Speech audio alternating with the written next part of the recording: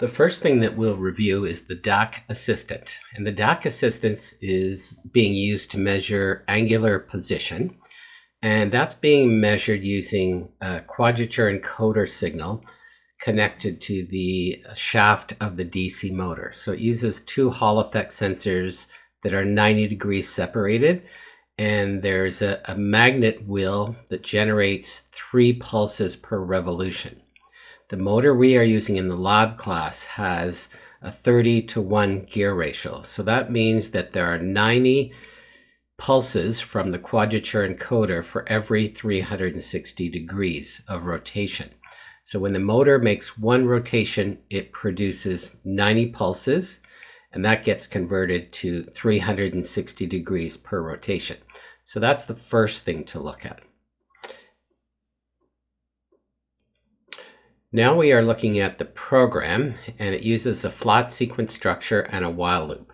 And the purpose of the flat sequence structure is to start the program and have a 500-second delay and keeping standby false during that time. Then it gets into this main loop section. And the pulses that we're getting from the quadrature encoder come out of this block, this DAC Assistant.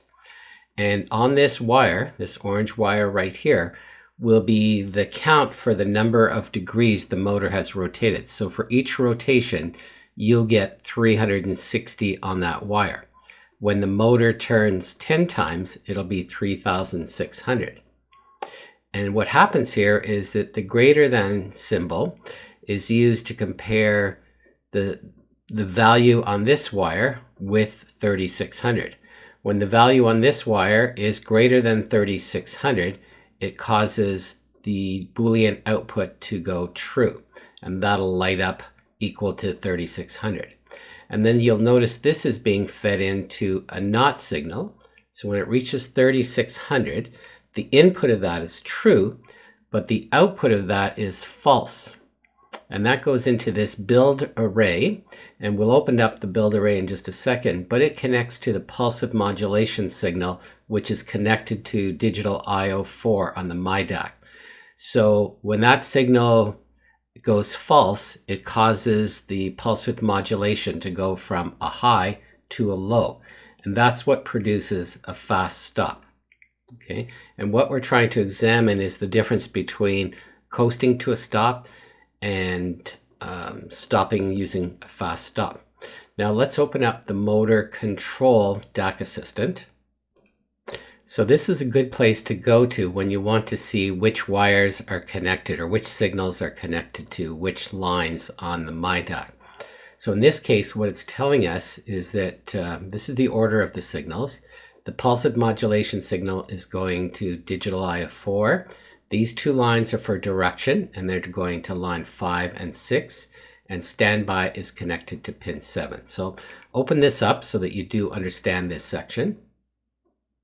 So coming back to the block diagram, you can see that the build array will take this Boolean value, these two Boolean values, and the standby, and send it to these 4 outputs. Okay, these are outputs on the digital I/O4, 5, 6, and 7, and these are the signals that are connected to them. Just going to open this window a bit more. So now it lets you know what's happening on those 4 signals. So just to review, signal comes into here with the quadrature encoding, and it's connected to digital I/O0 and digital I/O2. Make sure that using pull-ups on those lines because they're open collector outputs. So for every 90 pulses, you will get 360 degrees, and 10 rotations of the motor will give you 3,600 count on this wire. This will cause this line to go true, gets inverted, causes this line to go false. This line is connected to the pulse width modulation, and when pulse width modulation goes from a true to a false, you will get a fast stop. And to know that you will get a fast stop, you have to look at the truth table. Here's the truth table, and the truth table is showing you that whenever standby goes to a logic low, and this is the situation here, it will cause the output to go into standby mode. But I was talking about pulse width modulation. So whenever pulse width modulation is high, it will, when pulse width modulation is a low, it will cause it to do a fast or short stop. It's basically a break. So that happens here. You can see fast or short stop happens here. Okay, and those are the only situations. But while we're on this page, the other thing to look at is that whenever the standby pin goes low, that causes the motor to go into standby and it will coast to a stop. It's actually causing all 4 of the MOSFET transistors to turn off. So let's see actually what happens here. So if I press the run button, oops, I want to reset things back to 0, which they are now. Press the run button and take it out of standby, so giving it a high. The motor runs, okay, and 3,600 every rotation, but then at 3,600 the program commanded it to stop. In this case, it's doing a fast stop. Basically what it's doing is taking the pulse width modulated signal and going from a high to a low, and that gives you a fast stop. Now the important thing to look at here is the degrees since start, because we command the motor to stop at 3,600 and it goes past that by 95 degrees. And 95 degrees over 360 degrees is a certain percentage of 1 revolution. Okay, 95 over 360, so maybe 25% or approximately that. Okay, so that's the fast stop, and just remember that the fast stop just moved 95 degrees past when we told it to stop. Now we're going to look at the coast. So this is a different program. It's the coast program for part B, and you have to make sure when you restart it that you'll get the motor running by pressing the standby button.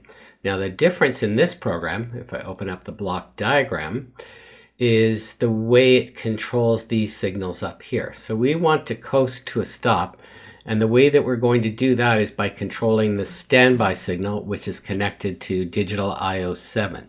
So when standby is high, the motor is running, and when standby goes low, the motor stops running, goes into coast mode, and turns off all 4 of the MOSFET transistors. So let's just follow through in the program how that's going to happen. So this is the device that will count the quadrature encoder signal. When there are 90 pulses, it produces a value of 360 on that wire. So when there are 10 rotations, you'll get 3,600 on this wire right here. And when that happens, or when it's 1 greater, this line will go to a true, and then it's connected right here. So normally it's false until it gets to 3,600. So while it's false, this line and this line are true, causing standby to be true. But when this goes true, then this goes false, causing the output of the AND gate to go false. And since that's connected to standby or digital I/O 7, it will cause the motor to stop. Okay, but it stops and it puts it into the coast mode. So you would expect it to rotate a little bit more than the stop mode did. So let's try that out. Okay, so the program's not running. I'm going to start it, but then I have to press the standby button to get the motor running. It's running. It's going to get to 3,600 and the software will command the motor to stop. Okay, the motor stopped, but this time, instead of about being 90 degrees past, we're about 170 degrees past 3,600. So it went another 170 degrees, so about half a rotation after we told it to stop. And with the other system, the fast stop one, it only went about 90 degrees. So that's maybe a quarter of a turn. So this one's about a half a turn. The other one was about a quarter of a turn. So it went it rotated twice as much as with the fast stop. So that's what I'm going to be looking for when you try out this lab. All right, here we're looking at Lab 6, Part C. And this is the part of the lab that uses pulse width modulation to control the speed of the motor. And we're actually going to look at the pulse width modulated signal and the encoder signal. So on the screen of my scope right now, I have on the top channel, channel A, I have the encoder signal. So it's just on one of the two channels. Could be either channel, doesn't really matter. And I've got it triggered, I have it triggered at 2 volts. So that's my trigger point right there where the triangle is. And I have it triggered, let's open this up just to see all those settings. It's triggered at pre-trigger. And what that means is that it's 20% in the screen. So that's 0, 10, 20%. It's about halfway. That's a good setting for triggering. And it's most important to trigger the encoder signals. We want to see the period of that signal because we're the ones generating the pulse width modulation, and it's currently 10 milliseconds at 70% pulse width modulation. So we're creating that. I can come up here and just type in a number, or click on 40, 70, 90. Let's do 90. Let's go back to the picoscope. And you can see down here that our positive duty cycle is 90%. So that's going to make the motor run faster. And we haven't changed anything else, but look at the, well, let's see if I can scroll down here. I want to see the time for the encoder, and I don't see that channel, so let's just add it. So it would be under measurements, and it's going to be the encoder period. So it's A and cycle time. We'll just close this off. And I actually had it twice. So there we go. It has it here. So it's telling me that the cycle time is 6.1 milliseconds. And I should be able to figure out the RPMs of the motor given that number. Let's just try 70. Go back to the picoscope. And that's the one I'm going to work through. Okay. So the cycle time of the encoder signal, the pulses that are being generated, is about 8.5. So all of the numbers I'm going to go through here are approximate. So if you take that 8.5 and multiply it by 3, you'll get 25.5 milliseconds. Okay, that's the time it takes for the DC motor to rotate one time. If you want to find out the rotations per second, because that was the time per rotation, you do the reciprocal of that number, so the reciprocal of 25.5 milliseconds, and you'll get 39 rotations per second. If you multiply that number by 60, you get about 2,352 rotations per minute. Now, since it's going to a 30-to-1 gear ratio, you'll get 78 RPMs. If you want to know that value in rotations per second, you divide it by 60, and then 1.3 rotations per second. If you do the reciprocal of that number, you'll get 0.8 seconds per rotation. Okay, now just notice the shape, and if I wanted to trigger on the bottom signal, I just select trigger, and I put channel 2, and it freezes that one, but it's not at the right level. We want it typically to be somewhere in between the top and the bottom. But it's way more important to trigger the encoder signal. So I'm going to switch it back to A. It goes up here, 2 volts, rising edge. It doesn't really matter if you choose rising or falling. You definitely don't want to choose none because neither trace will trigger. Auto is good, and single will work, but you have to restart it every time you want to capture again. Or you can do repeat. Okay, when you run this, it's kind of like auto because it's just going to continuously trigger. The other thing that sometimes people don't get is when you are moving this up and down, make sure that you're dragging on the left-hand side. It's very important to have a reference of 0 volts for the bottom of the trace. Same thing for channel B, you have to come over to the right where these red numbers are, find that line, and then just put it on a line where this is equal to 0. Try not to have the signal look like this. It's just too difficult to interpret. Coming down here and putting that to 0 is the best. Okay, and again, we seem to have lost our our cycle time, but we have it there. The other thing you can do is you can move this slider and it changes the duty cycle to a specific percentage. And again, you see that up in the scope. And the other thing that you can do is if you make both of those signals a logic low, the motor doesn't run. And this would make it go in the opposite direction. And if I want to stop it, stand by. And that would be a coast to a stop. Okay. I think that's about all I wanted to demo. We'll just maybe go to the block diagram. Now the block diagram is a little bit tricky, but the main thing over here is that we're creating a DAC MX to create a duty cycle and the pulse width modulation we want to control the motor. Okay, and we only have 3 signals going out. These 2 control the direction, this controls the standby. And what this does is allows you to modify the duty cycle kind of on the fly. Whereas before, when we did it for another part of the lab, or lab 5, we had to change the duty cycle and then run it again. This way's a lot better. Okay, so that's a demo of part B, C, and D. Hopefully that helps when you come to do that lab. Thank you. All right, let's kind of review what's happening here in the block diagram and the front panel. So basically all the information that we're getting is coming primarily from this DAC right here, the DAC MX. And on the wire, if I put a probe there, it's telling me that the frequency is equal to 147 Hertz. So that's the pulses from the encoder, and actually just one channel of the encoder.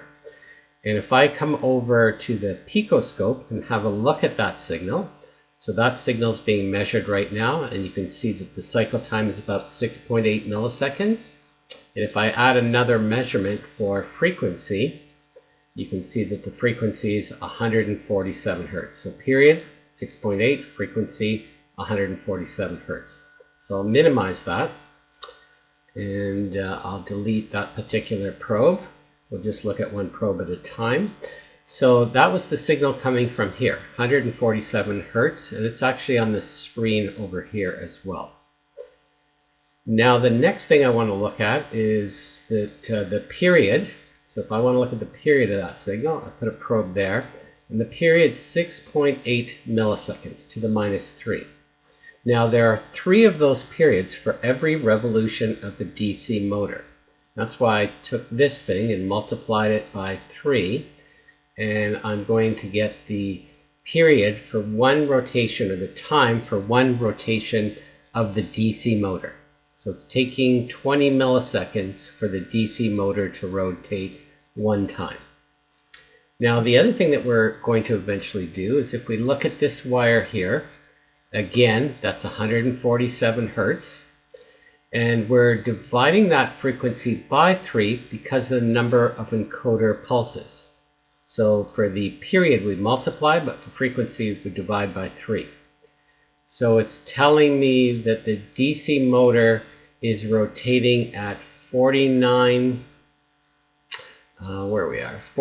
rotations per second, and you see it on the screen being rounded off as well. So 49 rotations per second.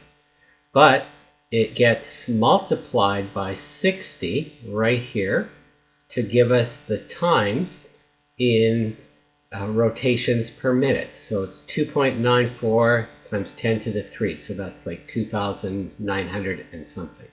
So that's the rotations per minute of the DC motor. Okay. And then the next point we'll look at is right here. It's being multiplied by 30. And I guess you can guess why it's being multiplied by 30. because of the gear ratio of the motor that we're using, which is 30:1. So if I look at the output shaft, I'm just going to move this over. Okay, and if I look at the output shaft, it's giving me an RPM of 97. Okay, so that's how I got that particular value. The other thing that's kind of useful to know is this is the time it's taking the motor to rotate one time. Okay, the time per rotation. And I don't know if we have that, but if this is 98 rotations per minute, and you were to divide that by 60 and take the reciprocal of that time, you'd have 611 milliseconds. So it's taking about 0.6 seconds for the output shaft to turn one time. And we did the calculations for that over here. So I have the RPMs of the DC motor. It's going to output shaft. And then I took that value, divided it by 60, so I could even put a probe right there. So the motor is turning at 1.6 rotations per second. And the reciprocal of that, let's see the symbol for reciprocal, is 612 milliseconds per rotation. So that's why this is very handy to have probes. Even though we might have it on the desktop, that's fine. And so the other thing I'm getting from the information up here is that my direction is counterclockwise. Okay, and if I stop and change the direction, it goes counterclockwise. So that didn't seem to change direction. Now let's try to find out why. I think I discovered why direction wasn't working, but let's check it first of all. So I'm going to stop, change the direction, and run it again. And now this is working out properly. And the issue that I had was right here. The digital in on digital IO4 is supposed to be coming from the Q output pin for direction, and it wasn't connected to that. It was left open. So that's working correctly now. So I'll stop it, change directions, and you see that happening. The other thing that you must do is also wire up the analog inputs. And let's look at a diagram of that. I'll pause this. So this is a screen from Adobe Illustrator. It's the software that I use for creating most of the graphics. So I wanted to show you how things are connected. So this middle part here represents the motor controller, the TB6612. And if I wanted to put a comment for that, I can just bring this down here and write TB6612 just so it's clear what it is. Okay. And so it's our motor controller. I may not have put every wire here, but most are here. So the motor is going to connect. So this is our motor right here, the positive and negative terminal. Doesn't really matter which you want to connect to, but the red one is the positive. And that's going to go to pin A2, and A1 is going to go to the other side. Now it has to be powered up by voltage for the motor, and I happen to be using 8 volts, so this is from my power supply. It's drawing about 50 or 60 milliamps for me, but you probably want to set the current limiting to 100 milliamps. Okay, so that's that supply. This is the VCC of the logic, just like we had in the robotics controller. Requires a VCC for the logic. And then we have our control pins. So digital IO6 is controlling one of the direction pins, digital IO5 controlling the other direction pin, and digital IO7 is going to standby. So those are the signals that are going to the controller, the motor controller. And they are outputs on the MyDAC. They're outputs on the MyDAC. But we also have 2 inputs on the MyDAC. One is being used to measure the encoder frequency, and it's going to digital IO1. You can see it right here. It's a digital input, and it's connected to the channel A signal of the encoder, which is going to this pin right here. And then we also have the 1Q pin on the HC74 going to digital IO4. Okay, and that's being used to determine, are we going clockwise or counterclockwise? So those are the two inputs. The three outputs, as I just mentioned, are going to standby, and the two direction pins, 5 and 6 for the direction, 7 for standby, and they're being controlled in software. Now we also have two analog inputs, and the analog inputs on the MyDAC are differential. That's why you'll see a minus and a plus. They're very useful for measuring noisy, low voltage signals, but in this case, we're using them to measure the voltage across the motor. And we don't want to short out one of the pins. If we grounded this with maybe a meter on the bench, that could cause a short.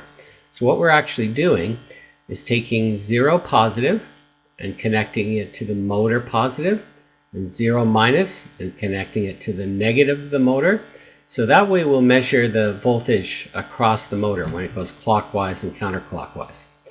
And then the other two pins, 1 minus and 1 plus, they're going to be used to measure the voltage at the power supply. So we're connecting it to ground of the power supply and to the analog input 1 plus to measure this over here. So it's important that you get all those connections set up correctly. So let's go back to the front panel. So here's everything on my front panel again, but what I want to concentrate on right now is these 2 meters right here that are measuring on the top the differential voltage across the motor, which is about 8 volts, and my motor supply voltage, which is also about 8 volts. If you recall, in the robotics course, we were driving the motors with 7.4 volts, but the motors actually only received 6 volts because there was a 1.4 drop from the bipolar transistors inside that motor controller. This one's much more efficient. It uses MOSFET transistors, okay, to drive the motor. So that means that the device will not get very hot. It's very inefficient. If you're working with batteries, they'll last a lot longer. So let's see what happens when we change the direction. So right now the supply voltage is 8 volts. That shouldn't change, but we'll go into standby, turn the motor off, switch it to counterclockwise, run it again, and you notice that now the motor is about minus 8 volts. Okay, it went from minus 8 volts. And actually there's a graph here. Just going to close these probes. There's a graph here showing the motor voltage, which is pretty steady at 8 volts. But this is the motor supply, but the motor voltage right now is at about minus 8 volts. It shows that up here. If I stop it, it goes to 0 volts, okay, because there's no difference now across the two terminals. But if I change directions and press standby, you'll see that the voltage goes up to 8 volts. So in one direction it's 8 volts, in the other direction it's minus 8 volts. Okay, I think there's one other thing that I wanted to show you is the running signal, whether it's running or not running. So if I stop the motor, it says stop. If I run it, it says running. So how does that work?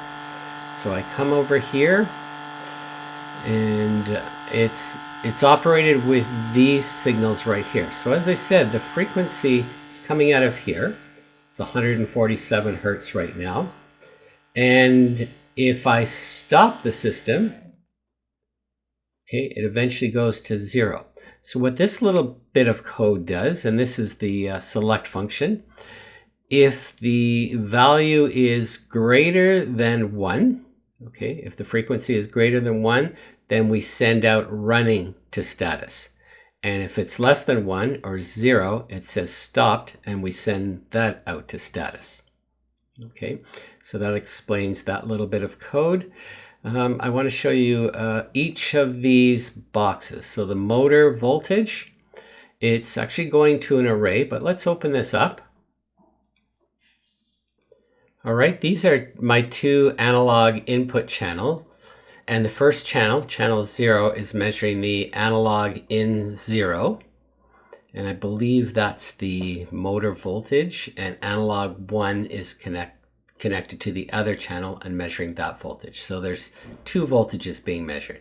I probably could have used better names here to, let's just go back to this diagram. And channel 0, channel 1 is the supply voltage. So it just helps me remember that that was the supply voltage. So channel 1 is right here. Let's just change this to maybe supply. So we can change it to here so it's a little less confusing. And to change the name, you right click on here and go to rename, and I'm going to call it supply. Just make it easier to know which signal goes to where. So the supply is going to analog in 1, and that's the second channel. And the voltage is actually the voltage across the motor. Right click, rename that, and we'll just put motor in front of it. And that's a differential measurement. Okay, so we have motor voltage and supply voltage. And it's not running right now, but it should have a supply voltage. So let's just measure things. So you can see that the motor voltage is extremely low. That's millivolts, so 2 millivolts, but the supply voltage is reading 8 volts. So we're fine there. So that's a good way to test and troubleshoot things. So now let's say OK to that. Now let's open up the digital outputs. And you can see here, I like to open details, that analog in 1 is going to digital I/O 5, 2 is going to 6, standby is going to 7, just like we thought. So that's working okay. And you can even control them, since these are digital outputs. If I wanted to turn them on and off to test and troubleshoot, I can do that from here. Okay, so we'll close that one. Okay, and the last one that we'll look at is the digital in right here. Let's find out where that's going. And if we go to details, it's going to line 4. This is the one that's an input. You can see it says digital input here. And it's measuring the signal from the Q output of the 7474, which is being used to help determine direction. Okay, that's being used for direction. So I think we have everything I wanted to explain here. Hopefully that helps for Lab 6, Part D, being able to understand all of these things. Oh, the last one here is when the direction changes. Let's just see that in operation. So we'll run it. If I go to direction, this little green line is the logic level, so it's false. So it's going to say counterclockwise. And I'm going to change the direction on the fly. It's not a good idea to do that, but I'm going to do it here just to save time. So you can see I switched direction, and the logic level went true. So it's going to take what was on top and send it out to direction. And that's going clockwise. So the top is clockwise. Bottom is counterclockwise, and there is a light called direction as well, which is down here. So direction changes state depending on the state of that wire. Okay, and even here, if I click on that probe wire, it's telling me that it's outputting clockwise and counterclockwise. If you have any questions about the operation of this circuit, just let me know. Hopefully this helps with working on Lab 6.